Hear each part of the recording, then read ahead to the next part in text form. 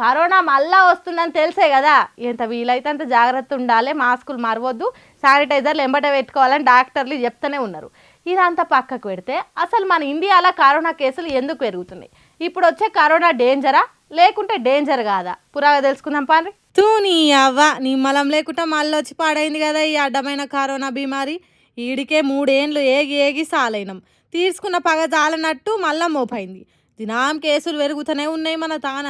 దేశం మొత్తంలో 1000కి మీదనే కేసులు నమోదైనాయని ఆరోగ్య మంత్రిత్వ శాఖ చెప్పింది. అయితే ఇప్పుడు కోవిడ్ కొత్త వేరియంట్లను NB.1.8.1 LF.7లను మన దేశంలో గుర్తించిర్రట. వేరే దేశాలతో పోల్స్తే మన తాన జర తక్కువనే ఉందట. అయినా కూడా దాన్ని నమ్మలేం కాబట్టి ఎంత జాగ్రత్త ఉంటే అంత మంచిదని డాక్టర్లు చెప్తుర్రు. మునుపు వచ్చిన కరోనా వల్ల టీకాలు తీసుకున్నాం కదా, ఆ టీకాల వల్ల వచ్చిన రోగ నిరోధక శక్తి మెల్లమెల్లగా తగ్గుతుండేసరికి కేసులు మళ్ళా పెరుగుతున్నాయట. ఇది ఎక్కువ రోగ నిరోధక శక్తి తక్కువ ఉన్నోళ్ళకే వచ్చే ఛాన్సులు ఉన్నాయట.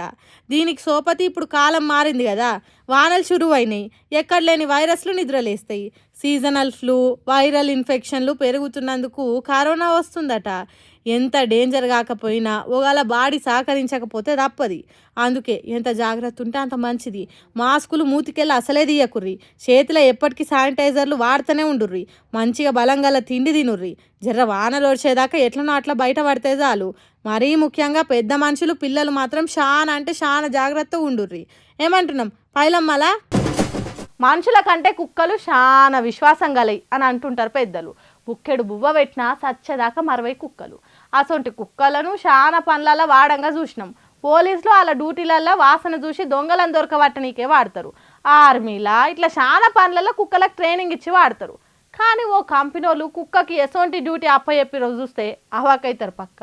కుక్కలను ఇంటి మనిషి లెక్క పాయడం చేసుడు, మనుషులతోని సమానంగా చూసుడు, స్నానాలు చేపించుడు, తినిపించుడు, లాలించుడు, బుజ్జగించుడు అన్ని చూసినాం. కానీ ఈ లెవెల్ అబ్బా సీదా కుక్కకి ఓ పెద్ద బాధ్యతను అప్పచెప్పిర్రు.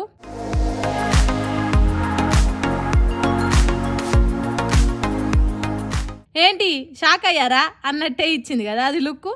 ఇంతకు మ్యాటర్ ఏముందో చదివిర్రా? ఈ కుక్క పేరు డెన్వర్ అట.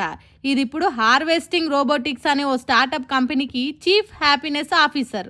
అంత పెద్ద పోస్టు ఈ కుక్కకి ఎందుకు అప్పచెప్పిర్రంటే, రోజంతా పని చేసి అలసిపోయి డీలా పడిపోకుండా మనసు జర్ర ఎటమటమైన ఈ కుక్కను చూస్తే, దాని చేష్టలు ఆటలు చూస్తే మనసుకు నిమ్మలం అనిపిస్తుంది కదా. ఆఫీస్ వాతావరణం కూడా దాన్ని ఆటతోని హుషారుగా ఉంచుతుంది.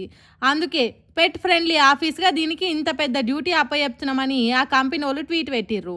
ఇది చూసిన జంతు ప్రేమికులంతా సూపర్, వండర్, కిర్రాక్ అనుకుంటా కామెంట్లు చేస్తే, డ్యూటీలు రాక అలసిపోయిన వాళ్ళు చాలా మంది అరే మామ ఆ కుక్క లెక్క పుట్టినా అయిపోవు కదరా, దానికన్నా డ్యూటీ వచ్చింది మనకి ఇంకా వస్తలేదు అని నారాజు అవుతురట పాపం.